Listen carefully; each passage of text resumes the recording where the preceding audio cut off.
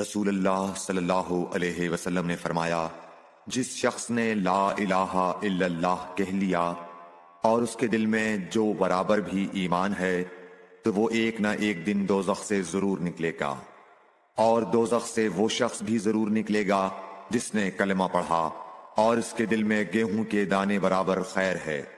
और दोज़ख से वो भी निकलेगा जिसने कलमा पढ़ा और उसके दिल में एक जर्रा बराबर भी खैर है।